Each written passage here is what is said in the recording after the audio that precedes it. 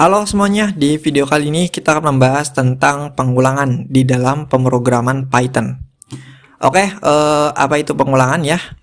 Pengulangan ini adalah fitur ya di dalam pemrograman, tidak hanya Python tentunya, yang dimana ini adalah cara di mana kode kita bisa dieksekusi oleh komputer berulang kali, atau lebih dari satu kali.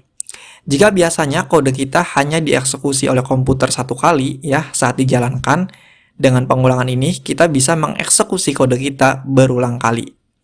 Nah, di Python itu ada dua cara untuk melakukan pengulangan, yaitu menggunakan while dan juga for loop ya, atau pengulangan menggunakan for.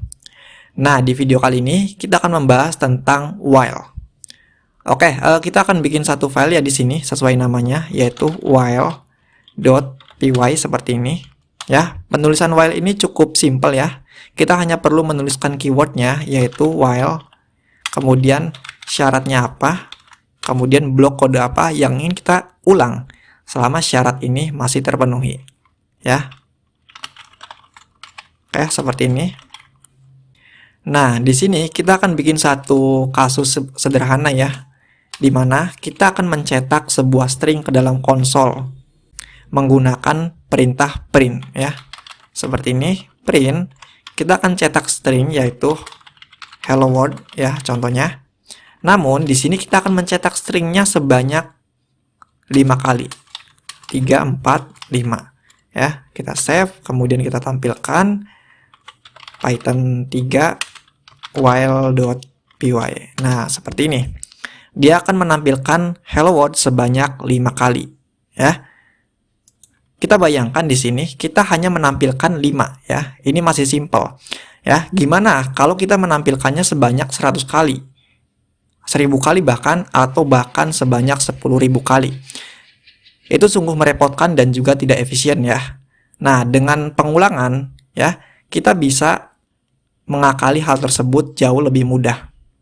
Nah, oke, sekarang kita akan melakukan kasus ini menggunakan pengulangan ya.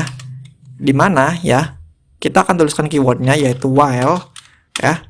Kemudian syaratnya apa? Nah, syaratnya seperti ini. Kita akan bikin satu inisialisasi nilai ya, di mana kita kasih variabelnya n saja gitu ya. Kita isi dengan nilai 0 ya. Kemudian while atau syaratnya selama nilai n-nya ini lebih kecil ya, lebih kecil sama dengan 5 gitu ya, lebih kecil dari 5 saja gitu ya. Nah, kemudian kita akan eksekusi perintah print ini ke dalam while ini ya.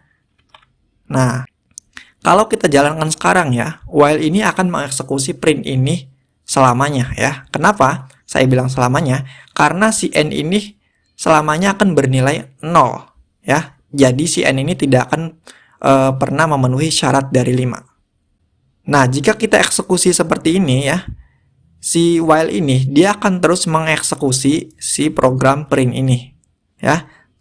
Karena apa? Karena si n ini akan terus memenuhi syarat ya, lebih kecil dari 5 ya, dimana kita ingin while ini berhenti saat sudah mencapai 5 ya. Makanya di sini kita akan menggunakan yang namanya increment ya, atau kita menambahkan n ini menjadi satu nilai ya, sesuai dengan pengulangannya gitu ya.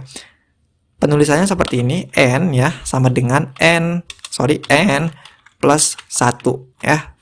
Jadi dia akan mengeksekusi si print ini dari atas ke bawah ya. Setelah sampai ke n ya, n ini akan ditambah 1 nilainya. Jadi 0 menjadi 1 ya. Kemudian menjadi 2 ya di perulangan kedua, menjadi 3 di perulangan ketiga, dan seterusnya ya. Seperti itu ya, sampai dengan n ini bernilai 5 ya. Kalau sudah 5 maka dia akan berhenti perulangannya. Oke, kita save, kita eksekusi di konsol. Kita lihat ya, tidak ada bedanya ya saat kita menggunakan print ataupun menggunakan while ya. Ini jauh lebih ringkas ya, dan jauh lebih sederhana ya, dibandingkan kita harus menuliskan print ini sebanyak-banyaknya gitu ya. Nah, dengan while ini kita bisa mencetak print sebanyak mungkin tanpa harus menambah baris kode gitu ya. Contoh, kita akan mencetak 100 print ya, seperti ini. Kita clear, kita jalankan Ya, kita lihat. Dia akan mencetak hello world sebanyak 100 kali.